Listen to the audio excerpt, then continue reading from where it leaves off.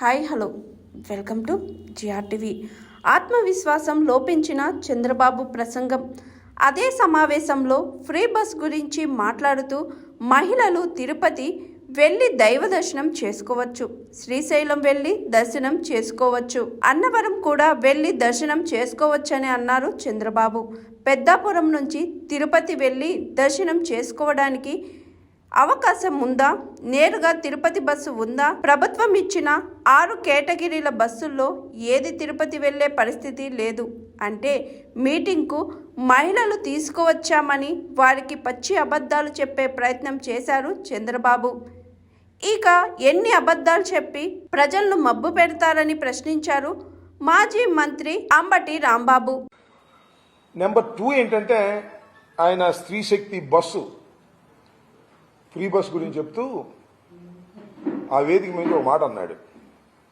మీరు తిరుపతి వెళ్ళాలంటే వెళ్ళి దైవాన్ని దర్శనం చేసుకోవచ్చు, లేదు శ్రీశైలం వెళ్ళాలంటే వెళ్ళి దర్శనం చేసుకోవచ్చు, అన్నవరం వెళ్ళాలంటే దర్శనం చేసుకోవచ్చు అని మహిళలకు, ముందుగా ఉన్నటువంటి మహిళలకి, కూర్చున్న మహిళలకి చెప్పేటటువంటి ప్రయత్నం చేశాడు. నేను అడుగుతా ఉన్నా, పెద్దాపురం నుంచి తిరుపతి వెళ్ళడానికి దర్శనానికి అవకాశం ఉందా? ఫ్రీ బస్సులో డైరెక్ట్ బస్సు ఏదైనా ఉందా?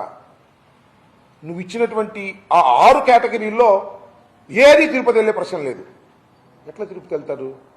ఏదో సమావేశం ఏర్పాటు చేశాం కదా, ముందు మహిళా మనులు తీసుకొచ్చాం కదా అని వారికి పచ్చి అబద్ధాలు చెప్పేటటువంటి కార్యక్రమం చంద్రబాబు నాయుడు గారు చేశారు. దాంతోపాటు ఎప్పటి నుంచో, నా చిన్నప్పటి నుంచి చెప్తున్నా, చంద్రబాబు నాయుడు గారు ముఖ్యమంత్రి అయినప్పటి నుంచి కూడా 14 సంవత్సరాలు అంతకుముందు అయినప్పుడు కూడా చెప్తూ వచ్చాడు. ఏంటది? చెత్త నుంచి సంపద అని. కొత్తగా పెట్టింది ఏం కాదు. ఇది ప్రపంచవ్యాప్తంగా, దేశవ్యాప్తంగా వేస్ట్ నుంచి ఎనర్జీ తయారు చేసేటటువంటి ప్రక్రియ జరుగుతూ ఉంది. దేశవ్యాప్తంగా, ప్రపంచవ్యాప్తంగా జరుగుతూ ఉంది. దాన్ని ఈయనే కనిపెట్టినట్టు చెప్తాడు. ఒకటి. రెండో అంశం ఏంటంటే స్వచ్ఛాంధ్ర, దీంతో పాటు యుద్ధం అంట, దోమల మీద యుద్ధం అంట. నా చిన్నప్పుడు కూడా చెప్పాడు, దోమల మీద యుద్ధం అని కత్తి పెట్టేశారు ఒకసారి, పెద్ద వాల్ పోస్టర్. దోమల నిర్మూలన కార్యక్రమం ఇది. సింపుల్ దోమల నిర్మూలన కార్యక్రమం. దానికి యుద్ధం ఏంటి? అవి మన మనతో యుద్ధం చేస్తాయా? దోమలు మందు కొట్టి చంపేటటువంటిది కూడా ఒక పెద్ద ప్రక్రియలాగా ప్రభుత్వం దాని మీద ఏదో గొప్పగా యుద్ధం చేస్తుందనేటువంటి మాటలు మాట్లాడి మధ్యపెట్టేటటువంటి కార్యక్రమం చంద్రబాబు నాయుడు గారు నిన్న పెద్దాపురం వేదికగా చెప్పేటటువంటి ప్రయత్నం చేశారు. అయితే ఇక్కడ నాకు ఆశ్చర్యకరమైనటువంటి అంశం ఏంటంటే, మొత్తం ఆ ఉపన్యాసాన్ని అంతా కూడా అద్యాంతం నేను విన్నాను. ఎందుకంటే ఏదైనా మాట్లాడవలసి వస్తుందేమో నేను విన్నాను. విన్నప్పుడు నాకు అనిపించింది ఒకటే, చాలా కాన్ఫిడెన్స్ లూజ్ అయిపోయాడు పాపం చంద్రబాబు నాయుడు గారు. 14 మాసాలకే తిరిగి మళ్ళా జగన్మోహన్ రెడ్డి గారు వచ్చేస్తున్నారనేటువంటి భావన మొత్తం ఉపన్యాసంలో మీరు చూడండి. రాష్ట్రంలో ఉన్న ప్రజానీకం మరొకసారి పరిశీలించండి. జగన్మోహన్ రెడ్డి గారు వచ్చేస్తున్నాడు మళ్ళా అనేటువంటి ఒక భయం ఆయనలో చాలా స్పష్టంగా కనిపిస్తూ ఉంది. ఈ రాష్ట్రంలో అధికారంలోకి వచ్చినటువంటి ప్రభుత్వం ఏదైనా ఒక సమావేశం పెట్టినప్పుడు ఏం చెప్తారు?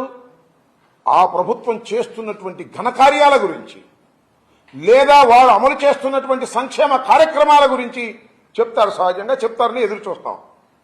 నిన్న జరిగినటువంటి ఆ ఉపన్యాసంలో మోర్ దాన్ 50% జగన్మోహన్ రెడ్డి గారిని విమర్శించటమే, జగన్మోహన్ రెడ్డి గారి యొక్క వ్యక్తిత్వం మీద బురద చల్లటమే.